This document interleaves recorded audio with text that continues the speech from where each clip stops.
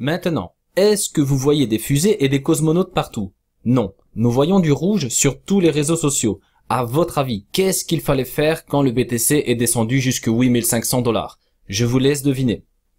Mesdames, messieurs, prenez votre respiration et installez-vous confortablement pour ne pas manquer une seule miette de cette vidéo. Je vais ni plus ni moins vous dire ce qui nous pend au bout du nez pour le début du mois de mars. Je vais aussi vous partager une analyse complète d'Ethereum contre le dollar et un magnifique petit graphique contre le BTC. Que vous soyez investisseur, mineur ou autre, ne manquez pas une seule seconde de cette analyse où je vais vous partager le graphique le plus pertinent d'Ethereum ici en exclusivité sur ma chaîne. Je vous préviens d'avance, ça va en calmer plus d'un, je ne suis pas là pour vous vendre du rêve, je vous partage juste mes scénarios en toute objectivité. J'ai publié cette micro-vidéo de moins de 3 minutes sur TradingView samedi dernier. Pas de blablabla inutile, je suis allé droit au but et je ne croyais pas si bien dire. Je vous rappelle que je partage toutes mes vidéos annexes à celles de ma chaîne sur Twitter. Si vous voulez ne rien manquer entre deux vidéos, ne perdez plus une seconde et venez me rejoindre pour bénéficier gratuitement de mon partage quotidien. Je vous remercie énormément d'avoir fait exploser encore une fois le compteur des 1000 likes. Vous êtes juste énorme et je tenais tout simplement à vous faire part de ma reconnaissance. Je tiens aussi à remercier toutes les personnes qui se sont abonnées à ma chaîne, mais je dois quand même vous dire que je suis très étonné de voir qu'il y en a seulement qu'un peu plus de la moitié qui regardent mes vidéos et qui sont abonnés à ma chaîne. Si vous accordez de l'intérêt au travail que je vous partage régulièrement, encouragez-moi en vous abonnant et en activant la petite cloche. Merci d'avance à toutes les personnes qui prendront le temps de le faire. C'est parti, je vais commencer avec le Bitcoin contre le dollar en journalier. Comme je l'ai expliqué dans cette micro-vidéo, la Kinjun était le seul rempart pour les vendeurs dans ce contexte. Mon titre n'était pas exagéré comme vous pouvez le constater. Dans cette petite vidéo, je vous expliquais que la baisse allait varier en fonction du panic sell et qu'au plus bas, on pouvait mécher jusqu'à 8500 $ pour avoir notre pullback sur la SSV en weekly. Regardez, les gros portefeuilles ne vous ont pas laissé beaucoup de temps pour rentrer à ce prix-là. Cette mèche n'est pas juste une mèche, psychologiquement, elle me donne beaucoup d'informations. Pendant que vous étiez tous en train de passer à l'achat au pire moment parce que tout le monde vous matraquait avec la Golden Cross par exemple, ça circulait énormément sur les réseaux sociaux, notamment aux US. Pendant ce temps-là, les professionnels en ont profité pour retirer leurs bénéfices et maintenant que vous voyez du rouge partout qui vous incite clairement à vendre, les professionnels ont acheté une fois de plus au meilleur moment. S'il vous plaît, trouvez-moi une seule personne qui vous a inséré un cosmonaute dans sa miniature quand nous étions à 8500 $, ici, ou encore quand on était à 6500 $. Ne cherchez pas. Quand je vois tout le monde euphorique parce qu'on a par exemple franchi la barre symbolique de 10 000 $, j'ai compris qu'il faut vendre comme c'était le cas à 14 000 $ en juin 2019. Souvenez-vous. Sincèrement, Ichimoku et n'importe quel autre indicateur ne fait pas le poids comparé à la psychologie humaine. Sincèrement, j'ai parfois envie de coder un indicateur en corrélation avec quelques chaînes YouTube. Maintenant, je vais vous dire quelque chose de sincère. La vérité est parfois dure à entendre, mais je suis obligé de vous la dire. Si vous avez besoin d'attendre l'avis d'une personne pour acheter ou vendre dans un marché financier, vous allez perdre tout votre argent. Plus de 90% des traders pros perdent de l'argent sur les marchés. Nous sommes dans un marché gorgé d'amateurs où la plupart des personnes qui vous partagent un graphique ne gagnent pas leur vie du trading, car ils la gagnent avec leur audience et rien d'autre. Vous ne pouvez même pas vous imaginer le travail qu'il faut faire sur soi-même pour savoir gérer ses émotions. Ce n'est pas parce que vous allez savoir détecter un pattern ou utiliser à la perfection Ichimoku, Kinkoyo ou n'importe quel autre indicateur que vous allez vous classer parmi les meilleurs. Retenez bien ça, c'est le mindset qui fait toute la différence entre les gagnants et les perdants. Quelqu'un qui panique quand ça descend ou qui est euphorique quand ça monte doit stopper net le trading et prendre du recul pour acquérir les compétences nécessaires qui vont lui permettre d'avoir le comportement adéquat dans un marché financier. Bref, je ferme la parenthèse, mais ce que je viens de vous dire est bien plus important que toutes les analyses que je vous partage. Je rebondis maintenant sur le graphique du Bitcoin en journalier. On est sorti du canal par le bas.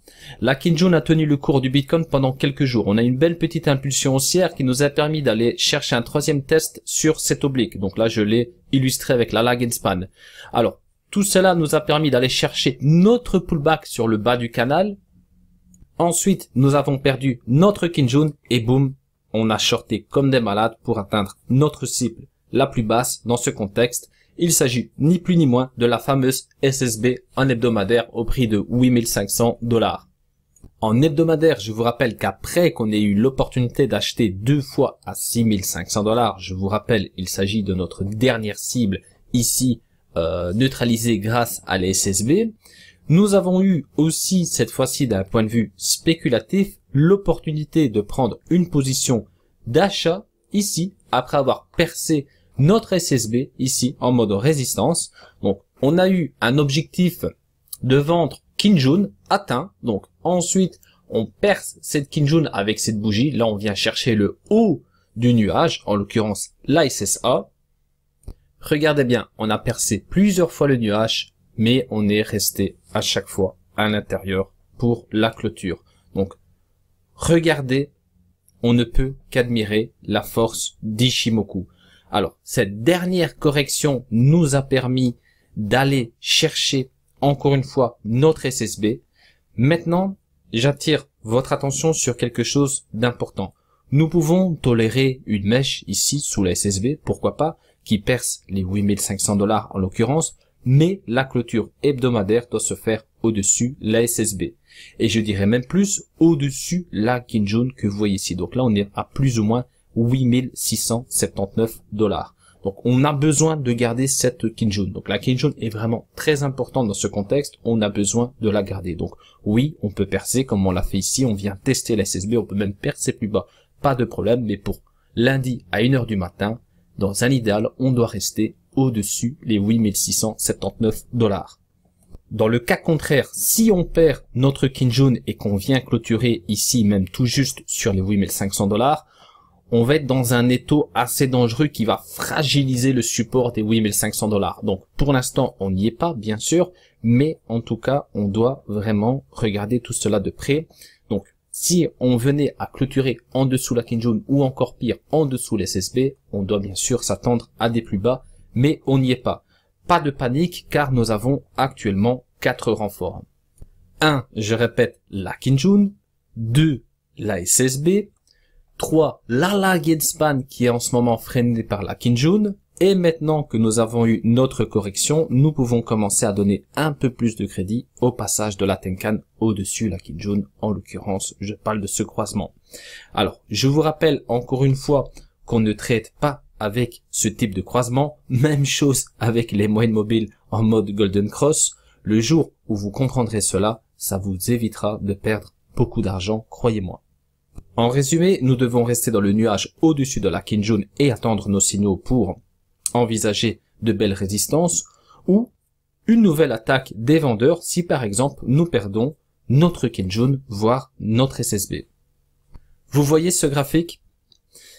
C'est grâce à celui-ci que je ne tourne pas ma veste à chaque variation du marché. Vous avez déjà sûrement remarqué que certains analystes pointent les 20K un jour et les 3K le lendemain. Pour faire des vues, ça marche très bien, mais pour se faire de l'argent, ça ne marche pas du tout. Quand le prix est monté ici jusque 10 500 $, je vous ai dit, attention, nous n'allons pas franchir de telles résistances si facilement. Gare aux mèches, regardez ce qu'il s'est passé dans le passé. Je vous ai même dit que si nous arrivons à clôturer au-dessus 9300 $, ce serait juste énorme. Estimez-vous heureux si nous consolidons dans cette zone que vous voyez ici, avant de repartir de plus belle. Franchement, c'est le timing qui est difficile à prévoir. Je vous ai tracé plusieurs rectangles qui illustrent un scénario en mensuel, mais sachez que nous pouvons bien sûr franchir et clôturer au-dessus de cette résistance. Je parle bien sûr de la résistance symbolique de 10 000 $ qui est constituée par non seulement la Kijun et la SSB, mais franchement, tout ce que vous devez retenir, c'est qu'il faut y aller étape par étape. Donc le timing, c'est toujours difficile de le prévoir avec exactitude. Mais en tant qu'investisseur, vous devez regarder surtout ce type de graphique. En l'occurrence, au minimum en mensuel, voire en trimestriel ou encore en annuel. Alors, les mèches, faites bien attention, je le sais, sur les réseaux sociaux, on vous chauffe, on vous incite à investir quand on a des grosses poussées en H4, en daily. Je me souviens ici, c'était en juin 2019, ben voilà, c'est écrit ici en dessous, c'était en juin 2019. Tout le monde devenait fou. Quand je dis tout le monde, je vais pas mettre tout le monde dans le même sac, mais la majorité voyait les 20K. Donc les personnes novices, les personnes qui s'intéressent depuis peu au Bitcoin, qu'est-ce qu'elles ont fait? Elles ont fait all-in ici, au pire moment. Donc ça, il faut prendre en considération. Dites-vous que ces personnes-là qui ont investi ici, donc vraiment les amateurs qui attendent qu'une vidéo sorte pour investir ou vendre, elles ont investi et qu'est-ce qu'elles ont fait à votre avis? Elles ont vendu. Elles ont vendu ici peut-être même au pire moment. Elles ont vendu ici, elles ont désespéré, elles ont vendu et c'est terminé. Elles sont dégoûtées et ces personnes-là ne savent plus quoi faire en ce moment. Donc les réseaux sociaux, c'est bien. Il y a des personnes très intéressantes à suivre, mais s'il vous plaît, c'est encore plus dangereux que le marché. Donc ça, il faut le retenir. Les réseaux sociaux sont encore plus dangereux que le marché en lui-même. Donc si vous retenez ça, vous aurez déjà avancé d'un pas. Donc ensuite, maintenant, pour rebondir sur ce que je disais, vous devez donc pas tenir compte des mèches. Donc là, par exemple, en l'occurrence, cette mèche, on est venu juste tester la clôture mensuelle historique du Bitcoin. Alors là, on a baissé. Bon, voilà, j'avais expliqué, là on est en mensuel, mais en hebdomadaire ou voire en journalier, pourquoi ça allait continuer de baisser. On avait un triangle descendant, etc. Je l'attendais sur plusieurs cibles, les 6500 $ ici en l'occurrence, etc. Enfin, soit on a une autre impulsion haussière, c'est bon. Voilà, on mèche encore une fois ici, donc là, qu'est-ce qui s'est passé? Tout le monde devient encore fou, mais on est à peine venu tester la clôture de juin 2019. Donc vous vous rendez compte, pour vraiment s'emballer, je l'avais dit, non seulement il faut clôturer au-dessus les 10 000 $ en mensuel, on ne l'a pas encore fait, donc je ne vois pas pourquoi on doit s'emballer, je ne vois pas pourquoi on doit crier aux 20K, aux 100K, ou alors il y en a certains, c'est même déjà le million de dollars. Donc il faut attendre et y aller étape par étape. Donc on est tous dans le même camp, on a tous envie que ça monte, on est bien d'accord, mais attention, il y a des personnes qui arrivent tout juste dans le marché. Si vous leur dites ça y est, 20K, 100K qu'on est ici, et qu'on retrace jusque 6 500, ces personnes-là se sont fait lessiver, c'est terminé, game over. Donc ça, il faut vraiment le prendre en considération, s'il vous plaît. Donc pour l'instant, c'est très bien, donc cette bougie-là est très positive. Ce qu'on a besoin, encore une fois, c'est d'y aller étape par étape. Donc je l'avais dit, dans le meilleur des cas, donc ça serait juste énorme si on clôture au-dessus 9300 $. Regardez, aujourd'hui, on est à 8800 $. Donc, si on consolide dans cette zone et qu'on monte une étape à la fois, boum, comme ça c'est juste énorme. C'est magnifique, c'est ce qu'on a envie. Si vous voyez du genre, là, au mois de mars, un Bitcoin qui monte à 12-13 000 $, faites attention. Et prenez seulement en compte la clôture, parce que des mèches ainsi, de nouveau, qu'est-ce que vous allez voir? Des cosmonautes, vous allez peut-être même voir la Voie lactée, enfin vous allez voir un tas de choses, mais ce que vous devez prendre en considération, c'est la clôture mensuelle. Donc on monte à 12-13 000 $, c'est très bien, super, mais il faut qu'on clôture. Donc si on clôture pas, même chose, on va repartir sur des supports, etc. Donc vigilance avec les clôtures mensuelles. Alors, encore une fois, le timing, je ne peux pas le prédire, mais en fonction des clôtures, je vais paramétrer cela. Si par exemple, nous avons une clôture au-dessus 10 000 $, par exemple pour le début du mois d'avril, voilà, on peut envisager d'autres résistances et en fonction des signaux que le marché va nous donner, on va pouvoir se situer et vraiment envisager au mieux les événements à venir. Donc c'est comme ça qu'il faut voir les choses. Donc maintenant, si vous avez une mèche encore qui vient chercher 12-13 000 $, soyez vigilants et prenez seulement en considération les clôtures mensuelles. C'est très important. Ce qu'il faut retenir pour envisager un bull run, c'est bien sûr clôturer au-dessus la clôture historique en mensuel au prix de 13 843 $ pour être précis. Alors, je récapitule. L'objectif haussier pour les investisseurs, c'est dans un premier temps de clôturer en mensuel au-dessus 10 000 $. On n'y est pas pour l'instant. Ensuite, clôturer au-dessus la Kinjun, qui est en ce moment en train de toucher la Tenkan. Alors, après, on a bien sûr les 10 800 $. Là, je parle de la clôture mensuelle du mois de juin 2019. Donc, il s'agit du plus haut annuel de l'année passée. Et 4, comme je l'ai dit au tout début, c'est alors clôturer au-dessus cette fameuse résistance. Donc, tout le reste, c'est du vent, croyez-moi. C'est vraiment ça qu'il faut regarder. Alors, moi, comme d'habitude, je vais y aller étape par étape. Je ne vais pas vous dire demain on a 20 000 $, 100 000 $ ou $1 million pour faire des vues. Je ne veux pas vous tromper car je sais qu'il y a beaucoup de personnes parmi vous qui sont novices, qui peuvent prendre argent tout comptant tout ce qu'ils entendent. Donc je suis conscient de cela. Donc moi, perso, ce qui m'intéresse pour l'instant, c'est le mois de mars. Voilà, je vais pas aller plus loin, en tout cas en mensuel. Donc là, en ce moment, on a une belle bougie qui donne beaucoup d'espoir. Même pour la techno et tout le secteur. Mais voilà, on a un essoufflement, c'est tout à fait normal. On va pas faire qu'acheter à un moment donné. Il faut aussi donc retirer ses bénéfices et c'est ce que les gros portefeuilles font et c'est ce que nous devons faire pour gagner de l'argent. Car c'est qu'à partir du moment où vous vendez que vous gagnez réellement de l'argent, ne l'oubliez pas.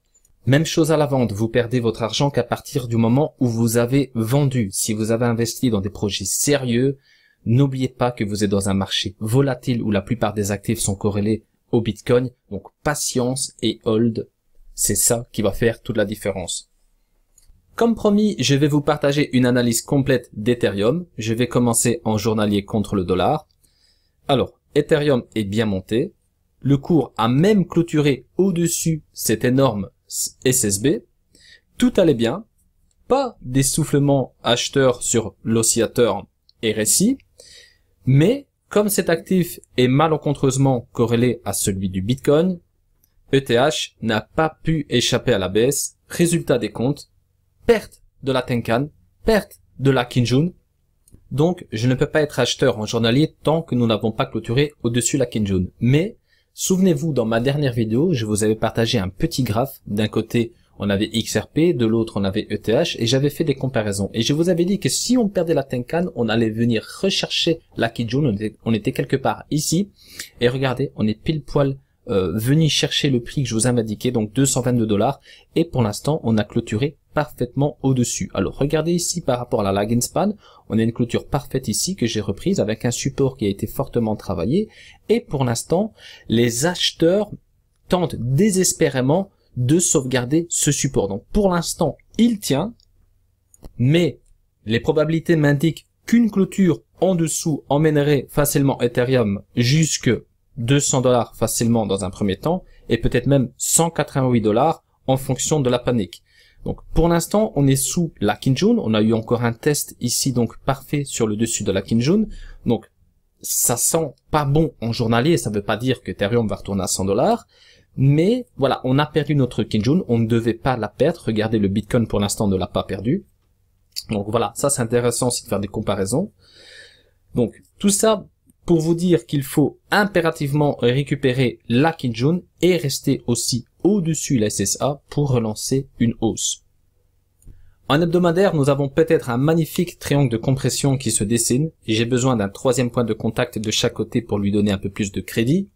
Ce qui nous intéresse dans un premier temps, c'est le support de 222 $ constitué ici par la SSB. Les vendeurs ont tenté une belle opération qui leur a permis de mécher jusque la Tenkan. Regardez comme c'est chirurgical. Cette bougie rouge que vous voyez ici, à mon sens, est tout à fait justifiée, car je vous rappelle que un Ethereum valait le 16 décembre 2019 à peine 115 $ et que la semaine passée, il valait pas loin de 300 $. C'est une correction tout à fait logique. On est dans un marché où il y a des vendeurs, mais aussi des acheteurs. Donc les personnes qui ont acheté, par exemple, ici, quand ça a consolidé, ont eu des objectifs tels que la Kinjun, même chose pour ceux qui ont acheté ici avec des objectifs sur les SSB, etc. Donc voilà, on achète, on vend. On est dans un marché qui vit, c'est un marché vivant, un marché volatile, qui fait que, oui, ne vous attendez pas à ce que ça va tout le temps monter comme ça. Donc même en 2017, pendant l'énorme vague haussière, je vous rappelle qu'en plein bull run, je me souviens, par exemple, c'était en septembre 2017, le Bitcoin est passé de 5 000 à 3 000 $. Et pourtant, on était dans un bull run. Donc, ne paniquez pas. il y a des retraits de bénéfices et c'est tout à fait naturel. Il faut juste être vigilant sur des points importants. Donc, par exemple, ici, on perd notre SSB, attention. Si on perd notre Tenkan, attention, c'est une alerte. Et si on perd notre Kijun, là, voilà, on peut s'attendre à des plus bas. Pour l'instant, tout va bien. On a une belle grosse bougie rouge, mais on est venu juste percer cette SSB et on est venu tester notre Tenkan. Donc, pas de panique pour l'instant en hebdomadaire. Pour résumer ce graphique, tant que nous sommes au-dessus de la SSB, pas de panique encore une fois. Si nous clôturons en dessous, il y a que la Kijun qui pourra tenir le cours d'Ethereum. Si nous la perdons, nous pouvons dire bonjour au support plus bas et peut-être même aller chercher un troisième test sur le bas du triangle. Objectif haussier, casser cette droite. Et aussi, je vais ajouter une résistance avec un petit clone. Ça serait donc sympa, si on a une impulsion haussière, de clôturer au-dessus les 306 $. Donc ça m'intéresse vraiment. Et ensuite, on pourrait aller chercher de belles résistances plus haut et regardez, ça monte très très vite après donc sur le graphique d'Ethereum en hebdomadaire car on n'a pas énormément de résistance comparé à d'autres actifs. Donc regardez, pour l'instant on est là, donc ça sert à rien de prédire un Ethereum à 500 $ ou à 100 $. Donc pour l'instant c'est impossible, s'il vous plaît, de prédire Ethereum combien il pourra valoir la semaine prochaine, mais en fonction des signaux qu'on va avoir, on va pouvoir donc avoir de plus en plus un scénario pertinent qui va nous permettre de prendre des positions au meilleur moment et aussi de vendre nos positions dans le meilleur des cas au meilleur moment aussi. Alors, s'il y en a parmi vous qui sont encore là, dites-vous que juste en regardant ce graphique, vous n'avez pas cliqué sur cette vidéo pour rien. Croyez-moi, je n'ai pas fait le tour des réseaux sociaux, mais ça, c'est vraiment du lourd concernant Ethereum. Que vous soyez mineur, enfin peu importe, investisseur, c'est vraiment ce graphique que vous devez regarder. Alors maintenant, je vais vous l'expliquer là, comment je vois les choses par rapport à Ethereum contre le dollar. Je vous précise que nous sommes en mensuel, donc chaque bougie représente un mois. Allez, c'est parti. On a un Ethereum qui est descendu jusque 105 $, ici on le voit avec la clôture, et on a eu aussi une mèche qui est descendue jusque 80 $, et souvenez-vous, sur certaines plateformes, on était même descendu légèrement sous les 80 $.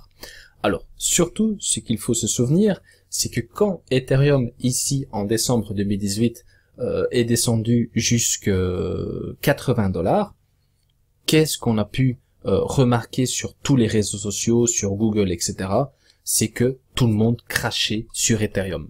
Je vous invite à consulter les articles concernant Ethereum pendant cette période-là. Vous allez voir, on avait juste envie de vendre ces Ethereum car c'était vraiment très négatif.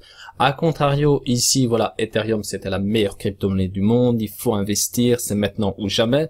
Donc, si on résume tout cela, quand c'est pas cher, c'est pas intéressant. Et quand c'est cher, il faut investir, c'est intéressant. Donc vous comprenez à quel point c'est dangereux les réseaux sociaux. Vous comprenez à quel point il faut être autonome. C'est très important que vous compreniez cela, s'il vous plaît. Donc moi, je n'ai pas craché sur Ethereum ici. J'en avais même parlé sur Twitter, YouTube ou dans mon groupe, je sais plus. Mais j'en avais parlé. J'ai dit attention, tout le monde crache dessus. Il y a énormément d'articles qui sortent. Il y a énormément de vidéos qui sortent.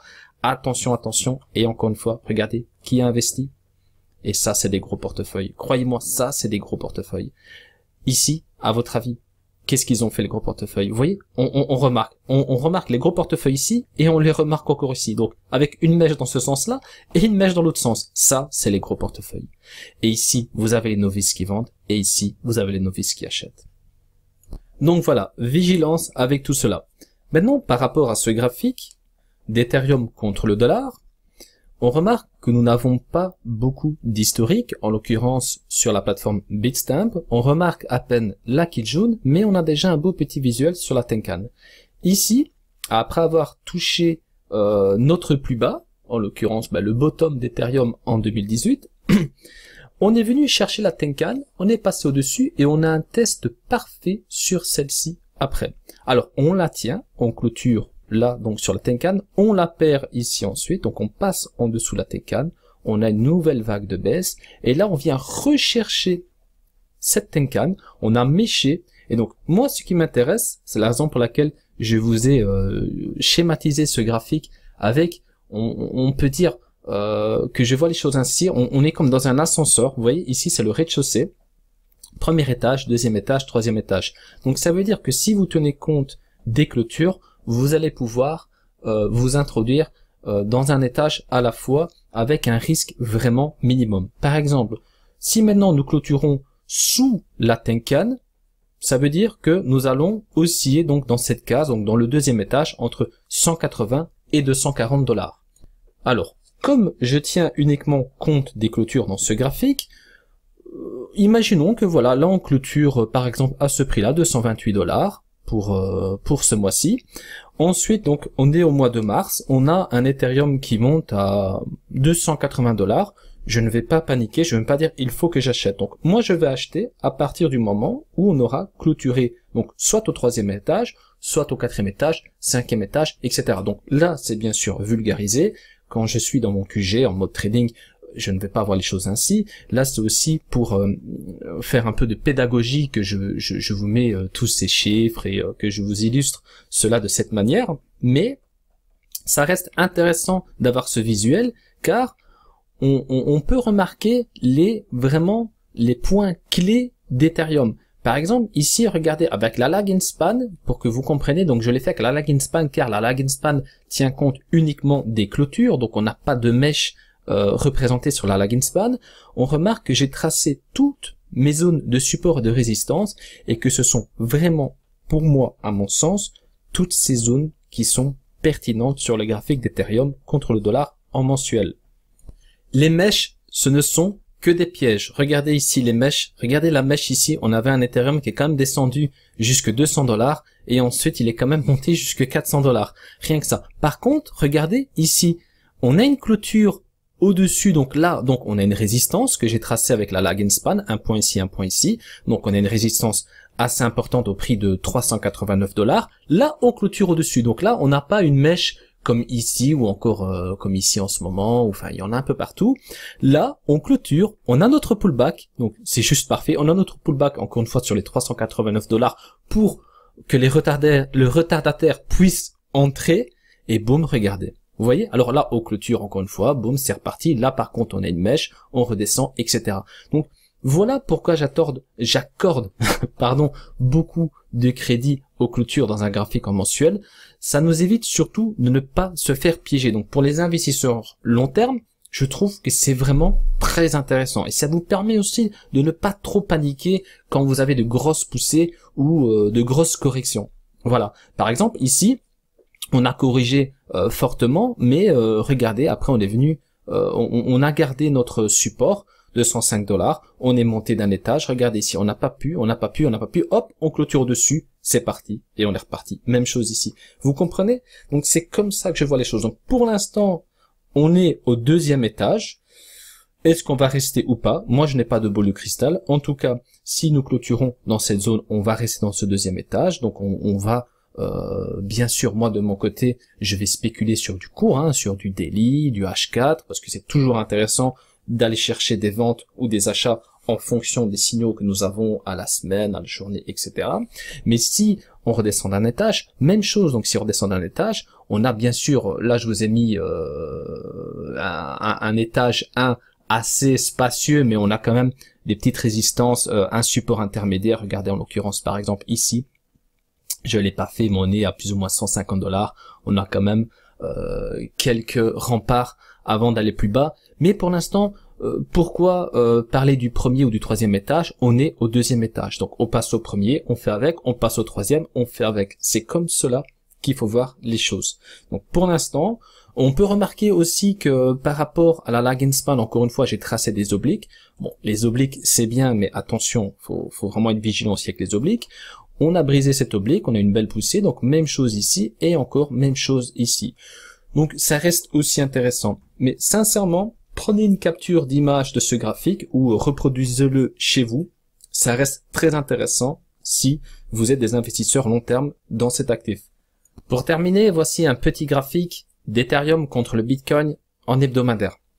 Alors, on a eu un plus bas ici. En l'occurrence, on est venu buter pile poil sur la Kijun. Donc regardez, on a une belle mèche parfaite ici sur la Kijun. On a clôturé plusieurs fois, si j'ajoute une résistance, on a clôturé plusieurs fois pile poil sur ce niveau. Ensuite, on est venu chercher le nuage. Alors, il y en a beaucoup qui se sont emballés parce qu'on est venu chercher le nuage. Donc là, on est dans une phase neutre. Pour l'instant, les acheteurs essayent de sauver ce support. Donc, regardez ce support. Il est quand même représenté ici par des points pertinents de l'historique d'Ethereum.